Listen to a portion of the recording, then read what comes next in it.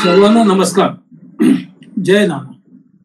आपण चैतन्य पीठाच्या युट्यूब वाहिनीवरून गेल्या 4 वर्षापेक्षा अधिक काळापासून आत्मसंवाद ही प्रबोधन मालिका प्रसारित करीत आहोत.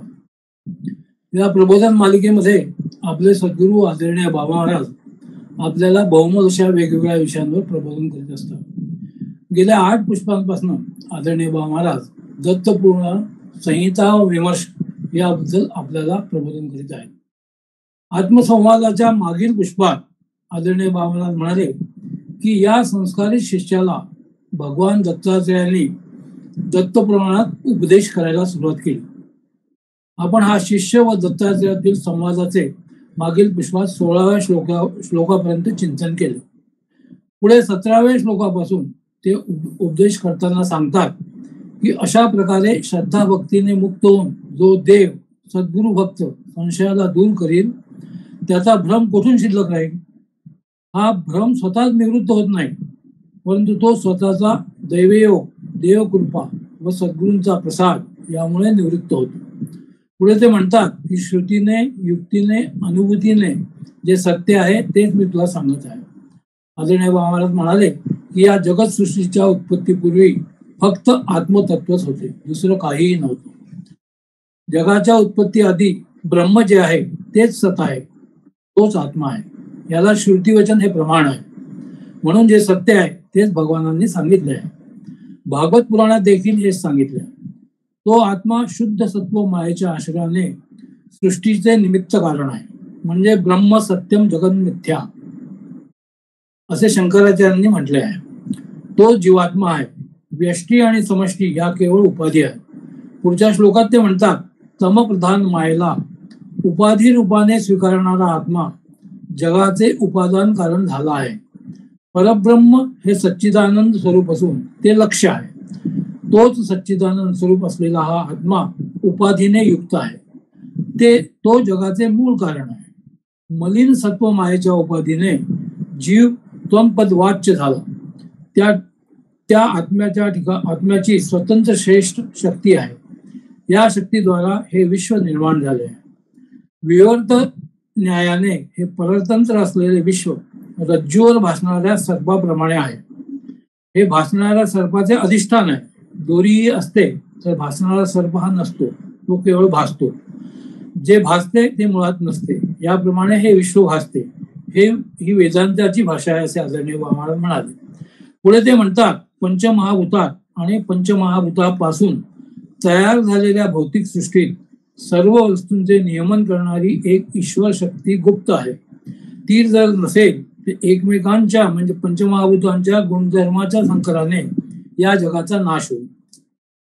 प्रकृतीच्या अधीन असलेल्या जीवाला इंद्रियाच्या विषयाविषयी राग द्वेषांच्या ताब्यात न जाता पुरुषार्थाची प्राप्ती होते. अनुकूल गोष्टींविषयी प्रेम व प्रतिकूल गोष्टींविषयी द्वेष ही प्रवृत्ती प्राचीन कर्मांच्या संस्कारामुळे असते. त्यामध्ये अधीन होणे हीच प्रकृती आहे. ती प्रकृती विषयांच्या स्मरणाने राग द्वेषांना उत्पन्न करून सावधान नसलेल्या पुरुषाला बळेच त्यामध्ये प्रवृत्त करते. मात्र शास्त्रज्ञान राग लोभादींना प्रतिबंध करणाऱ्या ईश्वर सेवा आदीमध्ये प्रवृत्त करीत असतो.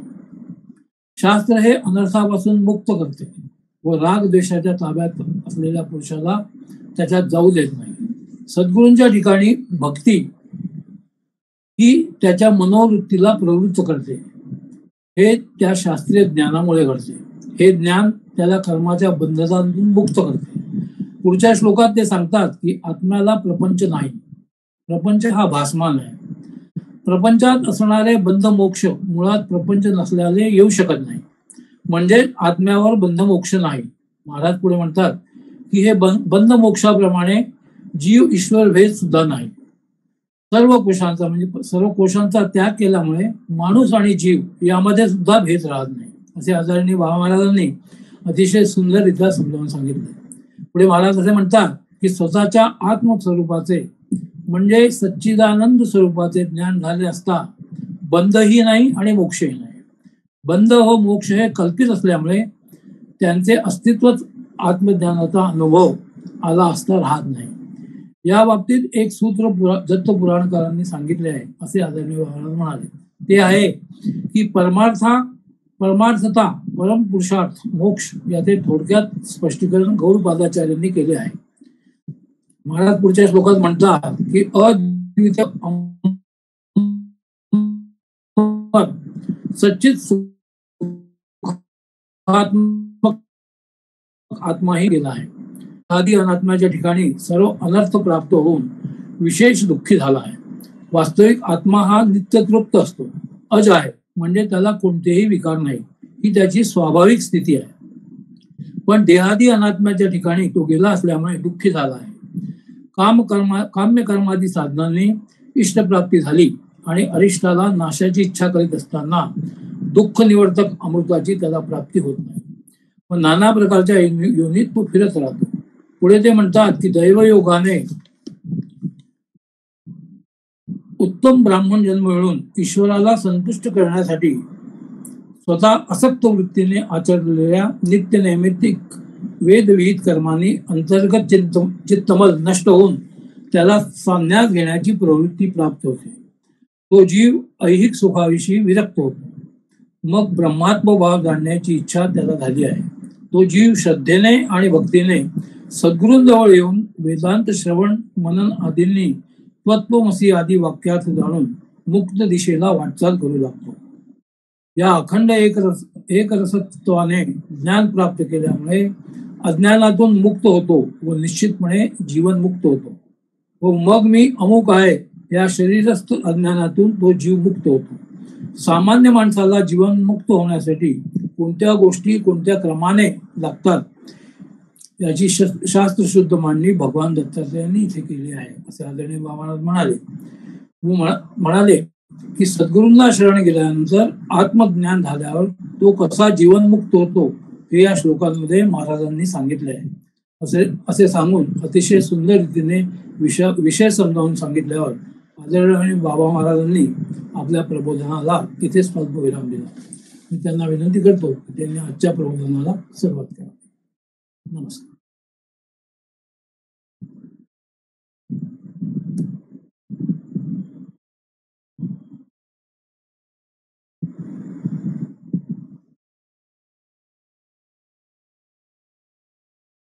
नमस्कार.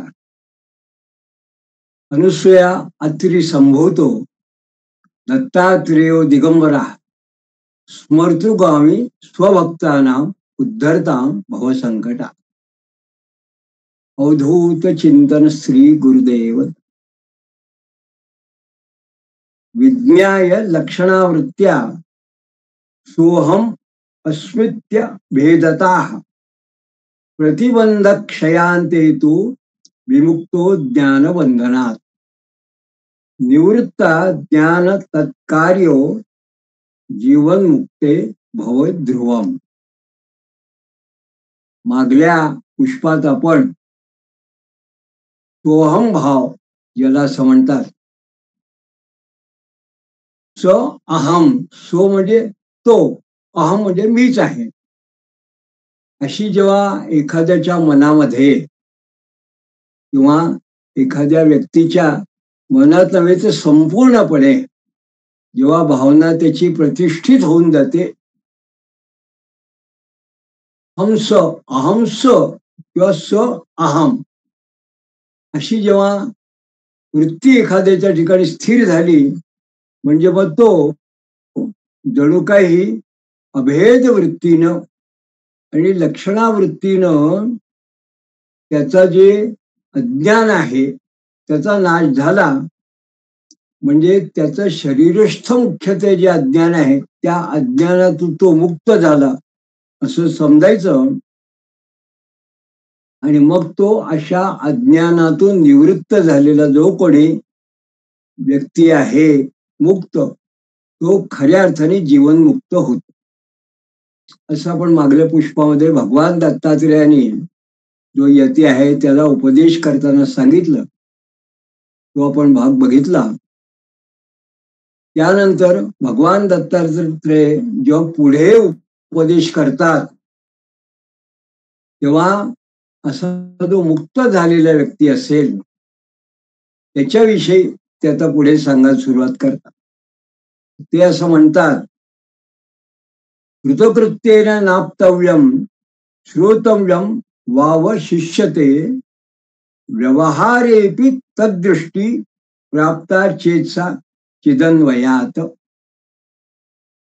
म्हणजे कृतकृत्येन नाप्तव्यम, कृतार्थ झाल्यासारखं वागू नये. तो व्यक्ती जरी मुक्त झाला असेल, तो मुक्तची स्वभाव आहे असा जरी झाला, तर त्याने आता आपल्याला काही करायचं शेष नाही, आता आपण मुक्त आहोत असं कृतकृत्य झाल्यासारखं त्यांनी वागू नये. कारण अगदी जीवनाच्या शेवटापर्यंत अंतापर्यंत श्रोतव्यम वा अवशिष्यते, ऐकण्यासारखं प्राप्त करण्यासारखं काहीतरी ज्ञान हे शिल्लकच राहत. मग व्यवहारेपी तदृष्टी, बाह्य व्यवहारात सुद्धा जीवनमुक्ताची ती जी दृष्टी असते, अशी जर त्याची दृष्टी असली तर त्याला सार्थ ज्ञान प्राप्त होत. म्हणजे काहीतरी आपण अभ्यास करत राहावा, निरंतर आपण तसं पुढे सुद्धा काहीतरी प्राप्त करण्यासारखं आहे, ज्ञान प्राप्त त्याची कास धरावी, अशी जर त्याची दृष्टी असली तर त्याला आणखीन पुढची एक विशेष त्याच्या स्थिती प्राप्त होते. आणि ही विशेष स्थिती कशी आहे? चेष्टते या पदारब्धम तद्देह शुष्क पर्णवत परमानंद पूर्णोसो धर्म कर्म विवर्जिता. म्हणजे चेष्टते या पदारब्धम म्हणजे तद्देह शुष्क पर्णवत, म्हणजे त्याचा देह एखादा वाळलेल्या पानाप्रमाणे शुष्क पर्णवत असा तद्देह, त्याचा देह हा जो मुक्त आहे त्याचा चेष्टते, जसा वाऱ्याने ते पान हलतं तसं परमानंद पूर्णोसो, परमानंद पूर्ण झालेला असा तो जो जीवनमुक्त आहे तो धर्म कर्मानी विरहित असा परमानंद हा काय करतो? तर हा जीवनमुक्त झाल्यासारखा हा असलेला हा प्रारब्ध कर्म मात्र करत राहतो. चेष्टते, प्रारब्ध कर्मानुसार तो चेष्टा करत राहतो, कर्म करत राहतो. म्हणजे कसं, की अगदी थोडक्यामध्ये वाळलेलं एखादं पान जसं असेल, त्याला आता काही जीवन मरणाचा त्याचा संबंध राहील, वाळलेलं पान आहे ते जसं वाऱ्याने हलतो त्या पद्धतीने त्याचा देह हा इथे आहे, पण तो प्रारब्धाच्या अधीन तो कर्म करत राहतो, पण हा मूळचा मुक्त झालेला आहे. आणि मग त्याची आणखीन विशेष स्थिती काय आहे? तर दक्षोज्ञोप्य अनन्यदृष्ट्या तू बालोन्मत्त जडोपमाहा तिष्ठत्यैव स्वरूपेश दिवी भिन्न घटाभ्रवत. म्हणजे स्वतः दक्ष, जाणकार आणि ज्ञानी असलेला तो जो मुक्त आहे, दक्षोज्ञोप्य अन्य दृष्ट्या, स्वतः दक्ष आहे, जाणकार आहे, ज्ञानी आहे, म्हणजे तो मुक्त जो आहे तो इतरांच्या दृष्टीने कसा वागतो काही वेळा, तर बालोन्मत्त जडोपमाहा, बाल उन्मत्त किंवा जड बुद्धी अशा पद्धती तो लोकांमध्ये काही वेळा वावरतो. कधी बालबुद्धीने वावरताना आपल्याला दिसतो, कधी तो उन्मत्त वृत्तीने वावरताना दिसतो, कधी तो जड असतो, अशा पद्धतीने तो वावरतो. आणि मुख्य काय आहे तर भिन्न भिन्न घटातील आकाशाप्रमाणे, घट कुठलाही असला तर त्यातला आकाश जे आहे ते एकच आहे, दिसणार आकाश. त्याप्रमाणे घटामधलं जे आकाश आहे ते जसं त्याच्या त्याच्या ठिकाणी ते स्थिर दिसतं आपल्याला प्रत्यक्ष, तसा तो तिष्ठत्यैव स्वरूपेश, म्हणजे तो स्वात्मानंदामध्ये खऱ्या अर्थाने निमग्न असलेला आहे. तो जो कोणी आहे तो तिष्ठत्यैव स्वस्वरूपाच्या ठिकाणी निमग्न असणारा, तो इतरांच्या दृष्टीने कसा दिसतो? काही लोकांना तो बालवृत्तीने वागणार दिसू शकतो. काही वेळा एखादा संत जो असेल असा मुक्त हा उन्मत्त असा पद्धतीने वागणार दिसतो. काही तो जड असा वागणार दिसू शकतो. पण खरा अर्थ म्हणजे तो मुक्त, तो मुक्तची स्वभाव आहे. तो आत्मानंदात निमग्न अशा पद्धतीने असतो. आणि मग भगवान दत्तात्रय असं म्हणतात, विधामस्वेकम आत्मेवम ज्ञेयाः स्मृत्यन्वया शिवा गुणेस्तद्व्यतीतस्य पुनर्जन्म न विद्यते. म्हणजे एका अर्थाने स्थूल आणि सूक्ष्मामध्ये जो एकमेव आत्मा आहे तो कसा जाणता येतो? तो स्मरणाने जाणता येतो. प्रत्यक्ष आत्मा अरे श्रोतव्यम असं जेव्हा म्हणतात, ऐकला आहे, तर तो स्मरणाने जाणता येतो. तो प्रत्यक्ष दिसत नाही. तर अशा पद्धतीने जो स्मरण करतो त्या आत्म्याचं, म्हणजेच एक प्रकार तो आत्मानंदात निमग्न असतो. आत्म्याच्या ठिकाणी त्याची वृत्ती जी लागून राहिली असेल, तर असा जो कोणी आयुष्य घालणारा असेल, घालवणारा असेल, त्याला पुनर्जन्म न विद्यते, त्याला पुनर्जन्म होत नाही. हा या ठिकाणी मुक्ताचा खरा अर्थ आहे. मग आदेह पातमेवम चेत स्वात्मस्वरूपम न वेत्ती यः तत्सर्गेषु लोकेषु शरीरत्वाय कल्पते. या ठिकाणी त्यांनी एक सिद्धांत असा सांगितला दत्तात्रेयांनी, शरीर पात होण्यापूर्वी जो स्वात्मस्वरूप जाणत नाही, म्हणजे आदेह पातमेवम चेत स्वात्मस्वरूपम न वेत्ती, जो जाणत नाही, य म्हणजे तो, तत्सर्गेषु लोकेशी, तो सर्ग म्हणजे सृष्टीमध्ये, शरीरत्वाय कल्पते, पुन्हा पुन्हा जन्म घेतो. जी गीतेमध्ये सांगितलं तेच स्वामी महाराज या ठिकाणी आपल्याला सांगतात. तू पुन्हा पुन्हा जन्म घेतो, कारण तो मुक्त नाही, सामान्य माणूस जो आत्मस्वरूप जाणत नाही तो. मग या ठिकाणी ग्रंथकाराचे विशेष काय आहे ते असं सांगतात, नोत्क्रामंतत्सवोज्ञस्य सुषुम्ना मार्गतो ध्रुवम समेति स्व अमृतत्वम ही तस्येंद्रिय मनासी तू.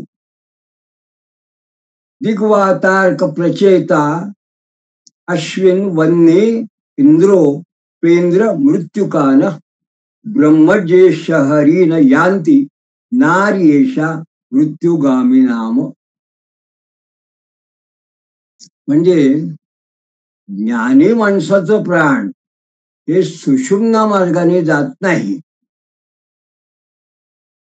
म्हणजे नोत्क्रामंतो सवोज्ञस्य सुषुम्ना मार्गतो ध्रुवम. ज्ञानी माणसाचे प्राण जे ते सुषुम्ना मार्गाने जात नाही, तर तो सद्योमुक्त होत. त्यावेळी त्याचे इंद्रिय देखील, मन देखील, दिशा, वायू, सूर्य, वरुण, अश्विन कुमार, अग्नी, इंद्र, उपेंद्र, मृत्यू आदींच्या ठिकाणी विलीन होतात.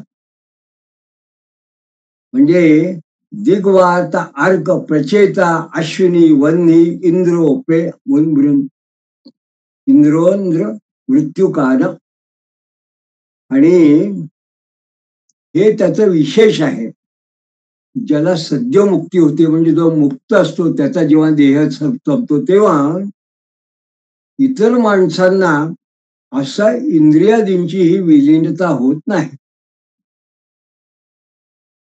म्हणजे काय, ज्याची उपासना झाली आहे, ज्याला क्रममुक्ती पद्धतीने जेव्हा मुक्ती त्याला मिळते आणि सतत स्मरणामुळे त्याचं ज्याचं उत्क्रमण होतं तो पुनरावृत्त होत नाही, तो सरळ ब्रह्मलोकाला प्राप्त होतो. याला प्रमाण काय, न तस्य प्राणा उत्क्रामंती असं श्रुतीत सांगितलं आहे. आणि त्याची जी मन वगैरे ही जी इंद्रियांची स्थानं आहेत ती त्या त्या देवतेच्या ठिकाणी जातात, असं या पद्धतीने ग्रंथकारांना सूचित करायचं आहे. कालचक्रमिदं सृष्टम तदर्थमजरम ध्रुवम त्रिनेमी द्वादशारं च दाम्पत्ये नारकपुत्रकाः. म्हणून हे जे कालचक्र निर्माण केलेलं आहे ते अखंड निश्चल आहे. या कालचक्रात काय आहे, त्रिनेमी द्वादशारंच, 3 धावा आणि 12 आरे असं आहे. आणि त्याच्यात दाम्पत्य नारकपुत्रका, जोडीने अर्कपुत्र, जोडीने म्हणजे दिवस आणि रात्र अशी अर्काची म्हणजे सूर्याची जणूक आहे, त्याच्यामध्ये 2 पुत्र आहेत, दिवस आणि रात्र ही जोडीने त्याच्यामध्ये आहे या कालचक्रामध्ये. आणि या कालचक्रात जेव्हा 3 आणि 12 अशा जेव्हा त्यांनी असं म्हटलं तर याचा अर्थ काय, या कालचक्रामध्ये शीत, उष्ण आणि पर्जन्य या 3 धावा आहेत त्याच्यामध्ये, म्हणून त्रिनेमी त्याला म्हणतात. आणि द्वादशारा म्हणजे काय, तर 12 महिने याच्या जणू काही या कालचक्रामध्ये आरा आहे याच्यामध्ये. आणि दिवस रात्र हे जोडीने असतात, म्हणून त्याला दाम्पत्य अर्कपुत्रका, जोडीचे पुत्र असं म्हटलंय. आता यत्र सप्तशतानि मे विशंतिश्चा स्थिता खलु बंद मोक्ष प्रकारोयम संक्षेपेणोदितो मया. म्हणजे ज्या कालचक्रामध्ये 720 दिवस रात्री असतात, यत्र सप्तशता निमे विशंती च्या स्थिता खलु, 720 दिवस रात्री असतात असा हा बंद मोक्ष प्रकार मी संक्षेपाने सांगितला. बंद मोक्ष प्रकारोयम संक्षेपेण दितो मया. आणि अशा पद्धतीने जणू काही ग्रंथकारांनी एक वेदांत पद्धतीने जे उपनिषदामध्ये जे काही सूत्र आहे ती या ठिकाणी आपल्याला सहजपणे या ग्रंथित केलेली दिसून येतात. कालचक्र म्हणजे काय, त्या दिवस किती, आरा म्हणजे काय, ऋतू म्हणजे काय, हे त्यात आपल्याला दिसून येतं. असं एक सर्गाचं वर्णन या ठिकाणी दिसत. हे सांगण्याचं कारण असं की कुठलाही जेव्हा ग्रंथ आहे त्याला जेव्हा पुराण म्हणतात तेव्हा सर्ग प्रतिसर्गश्च वंश वंशानुचरित मन्वंतर हे सगळे वर्णन कुठे न कुठे त्यात सहजपणे येत असतात. तर अशा पद्धतीने सुद्धा एक वेगळं वर्णन आपल्याला या ठिकाणी अनपेक्षितपणे या 2 श्लोकात आपल्याला बघायला मिळतो. आणि मग जणू काही स्वामी महाराज भगवान दत्तात्रेयाच्या निमित्ताने एक सिद्धांत आपल्या समोर ठेवतात. ते सांगतात, मोक्षोज्ञानम विनानस्या अन्न ज्ञानम सद्गुरु विना, म्हणजे मोक्ष ज्ञानम विना न स्या न ज्ञानम सद्गुरु विना, आणि सद्गुरु नेश कृपया विना कोप्यहम विंदती, म्हणजे ज्ञानाशिवाय मोक्ष नाही. आणि सद्गुरूशिवाय ज्ञान नाही. आणि परमेश्वराच्या कृपेशिवाय कोणीही सद्गुरूची प्राप्ती करून घेऊ शकत नाही. म्हणून हे सगळं जर खऱ्या अर्थाने एखाद्याला प्राप्त करून घ्यायचं असेल त्यांनी काय करायला पाहिजे, तर ईश प्रसाद प्राप्त्यर्थम सत्वशुद्धय अर्थमेवच नित्य नैमित्तिक श्रोत स्वधर्मानुष्ठिती स्मृता. म्हणजे परमेश्वराचा कृपा प्रसाद प्राप्त करून घ्यायचा असेल आणि त्याकरता जर चित्तशुद्धी प्राप्त करून घ्यायची असेल तर नित्य नैमित्तिक वेदविहित स्वधर्माचं अनुष्ठान आवश्यक आहे. म्हणजे कशा करता स्वधर्माचरण, स्वधर्माचं अनुष्ठान कशा करता उपासना आहे, तर परमेश्वराची कृपा प्रसाद प्राप्त होण्याकरता आणि चित्त शुद्ध कर. मग द्वीपैक देशमालंब्यम यथांधा द्वीपवेदिनाः अन्योन्य कलहायन्ते शास्त्रो गोयम तथा कल्पद्रुक. म्हणजे या ठिकाणी त्यांनी उदाहरण दिलं. काय उदाहरण दिलं? द्वीपैक देश मालंब्यम यथांधा द्वीपवेदिनाः. म्हणजे जणू काही हत्तीच्या एक देशाचे ज्ञान असणारे आंधळे लोक, आम्ही हत्तीला जाणतो, आम्हाला हत्ती काय ते माहिती आहे, अशा पद्धतीने जसं वर्णन करतात त्यांना महाराजांनी या ठिकाणी वर्णन केलं आहे. द्वीपै एक देशस्य मालंब्य, हत्तीला एकच पद्धतीने जाणणारे. यथांधा, जशी अंध लोक हे द्वीपवेदिना आम्ही हत्तीला जाणतो असं म्हणतात आणि एकमेकांशी चर्चा करतात किंवा एकमेकांशी भांडतात, त्याप्रमाणे सगळे शास्त्र सांगणाऱ्यांचा जो समूह आहे हा संकुचित स्वरूपात आहे. याची जर का आपण थोडा विस्तारपूर्वक विचार केला तर कसं आपल्या लक्षात येतं की हत्तीच्या कानाला स्पर्श करणारा जो कोणी असेल तर अंधळा, तो काय म्हणतो, हत्ती कसा आहे तर सुपासारखा आहे, कारण त्याला फक्त कानाचा त्याला अंदाज येतो म्हणून तो म्हणतो हत्ती हा सुपासारखा आहे. पायाला स्पर्श करणारा एखादा जर अंधळा असेल तो म्हणतो हत्ती हा खांबासारखा आहे. म्हणजे वास्तविक हे जे ज्ञान आहे हे अपूर्ण आहे, एकच देशी आहे. पण त्या आंधळ्यांना असं वाटतं की आम्हाला हत्तीचं ज्ञान आहे. म्हणून निरनिराळी शास्त्र आहे ते आम्हालाच तत्वज्ञान कळलं आहे, आम्हालाच आत्मज्ञान काय आहे, आम्हालाच मुक्ती काय आहे ते कळलं आहे, मुक्त जो आहे ते आम्हालाच कळतो असं जेव्हा म्हणतात, हे करताना याचा उहापोह करतात. ते काय म्हणतात, काही लोक जीवाचा विचार करतात, कोणी कर्माचा विचार करतात, कोणी प्रकृतीचा विचार करतात, तर कोणी पुरुषाचा विचार करतात. म्हणजेच कोणी देहात्मवादी आहे, कोणी परमाणुवादी आहे. पण हे आपण वेदांतात आपण बघितलंय याच्या आधीच्या पुष्पांमध्ये षड्दर्शनात. कोणी योगाला प्राधान्य देतात, कोणी ईश्वराला मानतच नाही, अनिश्वरवादी आहे. आणि सगळ्यात विशेष म्हणजे काय, सगळे लोक आम्हीच बरोबर आहोत असं म्हणतात आणि मग काय करतात, ते एकमेकांचं खंडन मंडन करत राहतात. त्यामुळे वास्तविक मोक्ष आणि सन्मार्ग कोणता आहे याचा कोणी फारसा विचार करत नाही, त्यांनी केलेच नाही. म्हणून या ठिकाणी भगवान दत्तात्रय असं म्हणतात ते जणू काही अल्पबुद्धी आहेत, संकुचित आहे.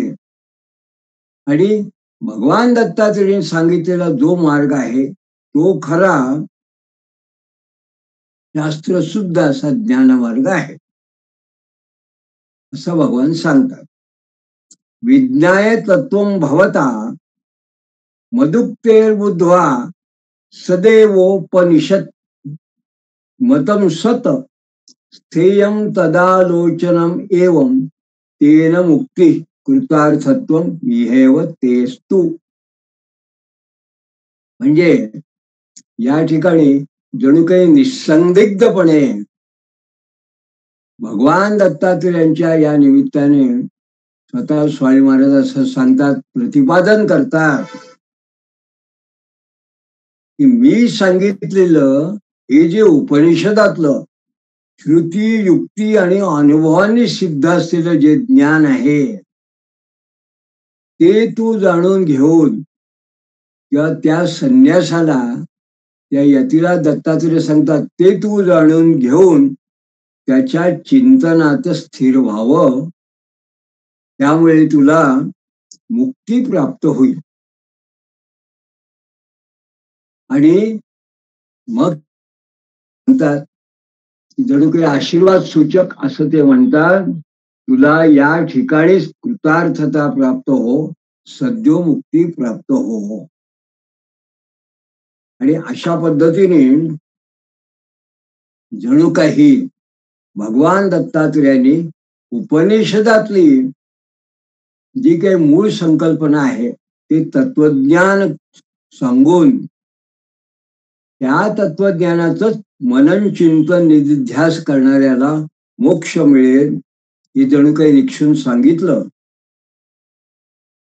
आणि याशिवाय त्या यतीला जीवनमुक्त होण्याचा आशीर्वाद दिला.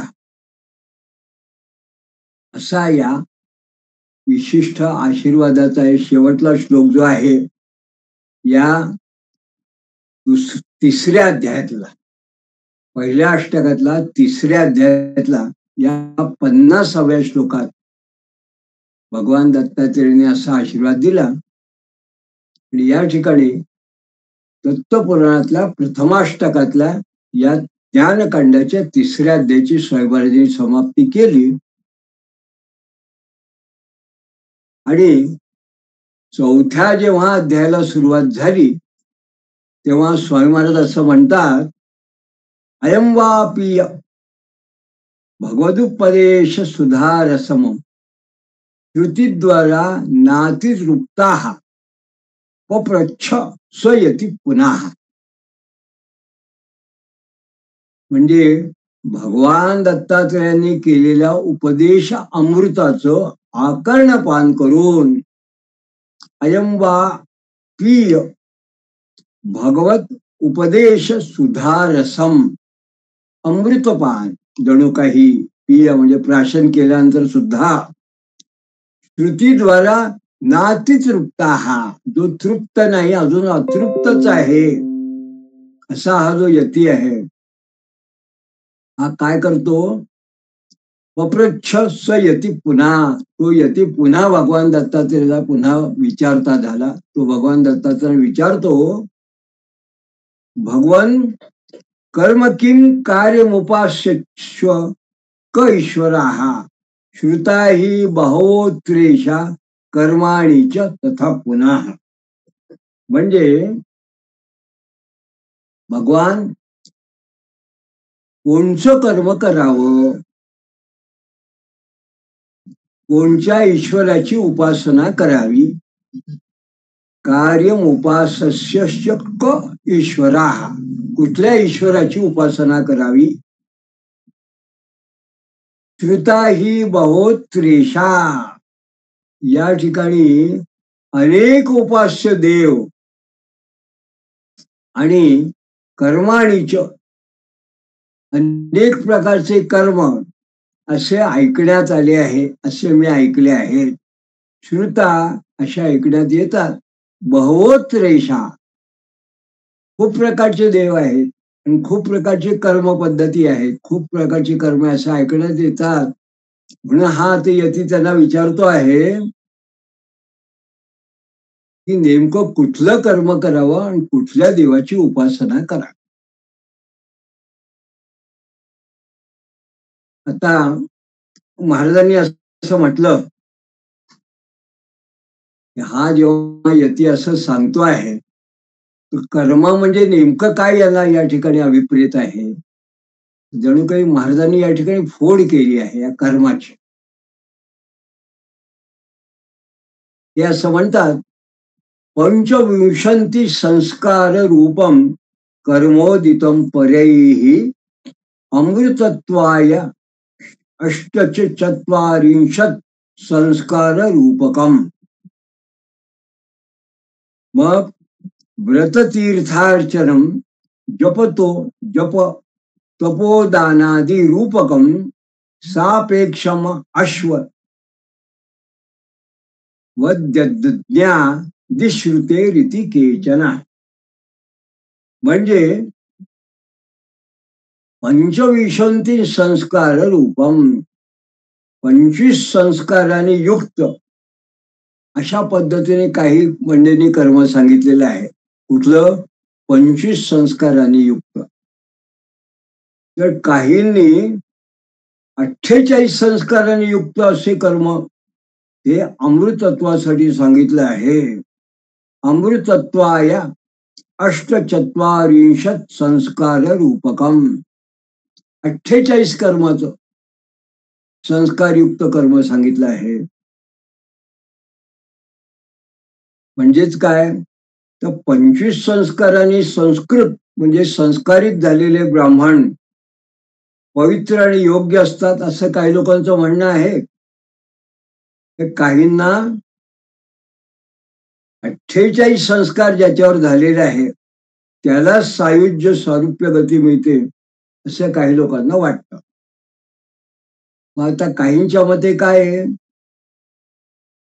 व्रत तीर्थार्चनम जप तपो दानादि रूपकम. काहींच्या मते व्रत, तीर्थक्षेत्र निवास, पूजा, जपदाप, तपश्चर्या, दान वगैरे हे जे काही आहे हे परमेश्वर प्राप्तीसाठी असतं. म्हणून ते काय सांगतात की अश्व वगैरे ही जी श्रुती आहे जुनी, अश्ववत यज्ञादी श्रुते, ही श्रुती या ठिकाणी उल्लेख केला महाराजांनी, अशी ते श्रुती त्याला प्रमाण म्हणून सांगतात काही लोक. तर या ठिकाणी थोडा विस्तार करून सांगायचं तर निरनिराळी व्रत, पवित्र क्षेत्रात वास्तव्य करून उपासना करायची, यथासांग पूजा करणं, पुरश्चरण करायचं, जप वगैरे, ठराविक काळी ठराविक शास्त्रशुद्ध पद्धतीने केलेली तपश्चर्या किंवा सत्पात्री केलेलं दान इत्यादी गोष्टी परमेश्वराच्या प्राप्तीसाठी साधारणपणे सर्वसामान्याला माहिती असतात किंवा काही शास्त्र सांगतात. आणि मग काही मंडळी असं म्हणतात की हे सगळं कशा करता, याच्यामुळे काय प्राप्त होतं, तर क्रमशः चित्तशुद्धी, बुद्धिस्थैर्य, ज्ञानप्राप्ती यासाठी जणू हे जे कर्म आहे हे सगळं सांगितलेलं आहे. त्याच्याकरता ते त्यांची काही श्रुतीची प्रमाण सांगतात. आणि मग एक वेगळा विषय या ठिकाणी हळूहळू सुरुवात कशी करतात ते महाराज, ते सांगतात, निर्विघ्नार्थम हरिषाद्या देवा अपि भजन्ति यम मर्तेश वक्रतुंडोच इति गणेश संमतम. म्हणजे विष्णू, शंकर आणि आदिदेव सुद्धा निर्विघ्नतेसाठी ज्याची उपासना करतात तो वक्रतुंड गणपती मानवाची पूजा करण्यास योग्य आहे असे गणेश भक्तांचं मत आहे. आणि त्याला प्रमाण काय आहे, जगस्त्रष्टदष्टादी हेतु सावरा श्रुत्युक्त देवता गणानांत्वेति मंत्रेण स्तुत्वा गृत्समद ऋषीणा. म्हणजे जगाच्या उत्पत्ती स्थिती प्रलयाला कारण असलेली गणपती देवता श्रेष्ठ असून वेदामध्येही तिचं स्तवन आहे. गणानांत्वा वगैरे जे मंत्र आहे, गणानांत्वा गणपती गो हवा माहे वगैरे अशी जे मंत्र आहेत, अशा मंत्रांनी वेदांमध्ये गृत्समद वगैरे ऋषींनी त्यांचं गणेशाचं स्तवन केलं आहे.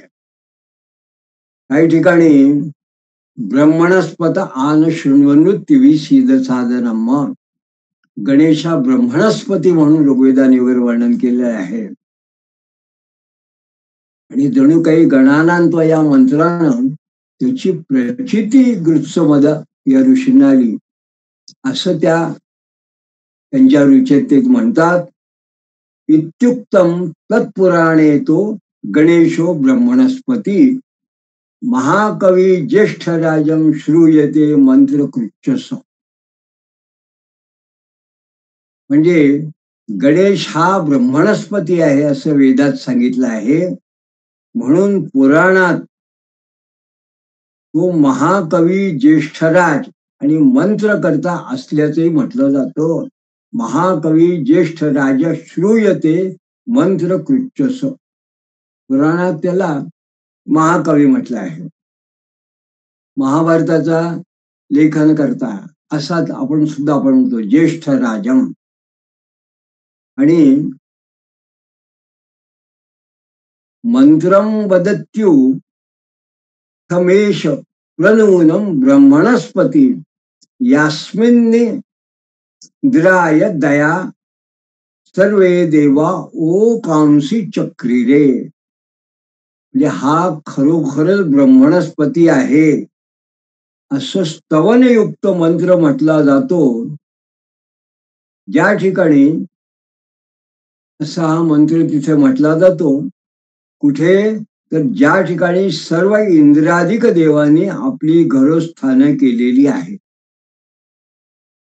म्हणजे सगळ्या देवांच्या ठिकाणी जिथे इथे त्यांनी घरं केली आहे, अशी जेव्हा पूजेच्या ठिकाणी आपण त्याची मांडणी करतो, त्या सगळ्यांच्या आधी आपण या गणपतीचं स्तवन करतो असा एक याचा अर्थ आहे. म्हणून तो प्रभू सर्वता पाता यो रे वान्यो अमिवाहा आतोर्चो सौ यश चतुरो वसुवित पुष्टिवर्धना. तो धनदाता आणि रोगहर्ता आहे. यो रेवान्यो अमिवाहा, जो परमेश्वर सर्व बाजूने रक्षण करता आहे, जो सत्वर फल देणार आहे, निधिज्ञ आणि पुष्टीदायक आहे. अतो यश चतुरो वसुनी त्वत् पुष्टिवर्धनम, पुष्टीदाता आहे. म्हणून हा गणेश पूजनीय आहे. तसे गणपत्य गणेशी अशी जे लोक म्हणतात, पुढे त्याचं वर्णन करतात. ते म्हणतात वक्रतुंडोपि सुमुख साधो गंतापि चोरध्वगाः येमो नार्चन्ति ते विघ्ने पराभूता भवन्ति हि. तो वक्रतुंड असूनही सुमुख आहे.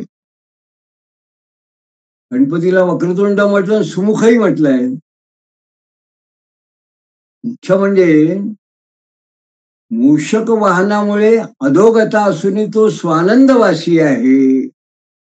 वक्रतुंडोपि सुमुखा साधो गंतापि चोरध्वगाः.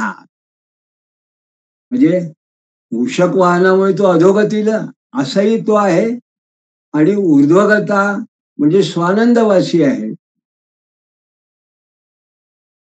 मुख्य काय ये मो ना अर्चंती ते विघ्ने पराभूता भवंती ही. जे याचं पूजन करत नाही ते संकटांनी पराभूत होतात. असं आगळं वेगळं वर्णन या ठिकाणी गणेशाचं केलं गेलं आहे. तो यती सांगतोय. यात काय आहे की वक्रतुंड आणि सुमुख ही दोन्ही विशेषण म्हटलं तर परस्पर विरोधी आहे, पण त्यांचा अर्थ जो आहे तो विरोध असा नाही, विरोधी नाही आहे. वक्रतुंडाचा अर्थ काय आहे? वक्रम नामक कुटिलम घातयती, म्हणजे जो कारस्थानांचा घात करतो, कुटील असं जे काही असेल कारस्थान करणारा, त्याचा जो घात करतो तो वक्रतुंड. कुमकश्च, म्हणजे ही तर श्रुती आहे. तसेच अधोगंता आणि ऊर्ध्वंग ही दोन्ही विशेषणी परस्पर विरोधी आहेत. त्याचं कारण म्हणजे त्याचं वाहन उंदीर आहे. उंदीर हा नेहमी अधोगमन करणारा, गमन करणारा आहे, पण तो स्वतः ब्रह्मस्वरूप आहे आणि स्वानंद सुख निवासी आहे. म्हणून हे दोन्ही नावं जी परस्पर विरोधी त्याला आहे, त्याचा खरा अर्थ हा विरोधी नाही, असं या ठिकाणी महाराजांना सूचित करायचं आहे. आणि ये दुर्वांकुर लाजादे पूजयंती शिवात्मजम ऐहिकामुष्मी कान भोगान भुक्त्वा मुक्तिम व्रजंती ते. जे या शिवपुत्राला दुर्वांकुर लाया यांनी पूजा करतात, ये दुर्वांकुर लाजाद्ये पूजयंती, जे याची पूजा करतात ते ऐहिक मुष्किकान भोगान भुक्त्वा मुक्तिम व्रजंती ते ऐहिक आणि पारलौकिक भोग भोगून मोक्षाला जातात. आणि तो गणेश विघ्ननाशक शिवपुत्र आहे. याला प्रमाण म्हणजे विघ्ननाशिने शिवसुताय नमः अशी उपनिषद श्रुती आहे. अशा पद्धतीने महाराजांनी या ठिकाणी गणेशाचं वर्णन केलं. या ठिकाणी आपल्याला असं लक्षात येतं की स्वामी महाराज आता या 4थ्या अध्यायाच्या प्रारंभापासून या यतीनं दत्तात्रेय जेव्हा प्रश्न विचारायला सुरुवात केली, तेव्हा त्यांनी असं म्हटलं की वेगवेगळ्या प्रकारचे देव ऐकिवात आहे. कोणत्या देवाची पूजा करावी, कोणत्या देवाची उपासना करावी. मग असं जेव्हा तो यती सांगतो, तेव्हा तो वर्णन करत असताना त्यांनी काय केले की लोक गणेशाची पूजा का करावी, तो प्रधान का आहे, म्हणून त्यांनी या नंतरच्या साधारणपणे ज्या 7-8 श्लोक आहेत ज्यात गणेशाचं वर्णन केलेलं आहे, ते वर्णन आपण ऐकलं, मग आपल्याला असं लक्षात येतंय की खरोखर हा यती सांगतो त्याप्रमाणे वेदांनी सुद्धा, पुराणांनी सुद्धा या गणपतीला विशेष का म्हटलं आहे. विघ्न करता नव्हे तर विघ्न हरता, हे विघ्नांतक असा आहे. तो मूषक वाहन जेव्हा आपण म्हणतो तेव्हा त्याचं वैशिष्ट्य काय आहे, तो स्वानंद सुखनिवासी आहे, तो असा का आहे, तो पूजनीय का आहे, या सगळ्याचं त्यांनी विस्तारपूर्वक त्यांनी वर्णन केलं.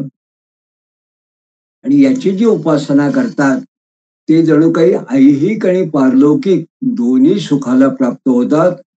पारलौकिक सुख म्हणजे मोक्षप्राप्ती, ऐहिक म्हणजे सगळ्या प्रकारचे ऐहिक या पृथ्वीतलावरचे भोग, असं त्याला प्राप्ती होते. असे या गणेशाच्या उपासकाचं त्यांनी वर्णन केलं, त्या गणेश देवतेचं वर्णन केलं. आणि आज इथे या विविध देवतांचं हा यती जे वर्णन करतो आहे, भगवान दत्तात्रेयांना त्याच्या मनातली शंका दूर करण्यासाठी, म्हणून याच्या पुढे आता कुठल्या देवतेची स्तुती करतो आहे ते आपण पुढल्या पुष्पात बघणार आहोत. तोपर्यंत या ठिकाणी आजच्या या पुष्पाला आपण इथेच विराम देत आहोत.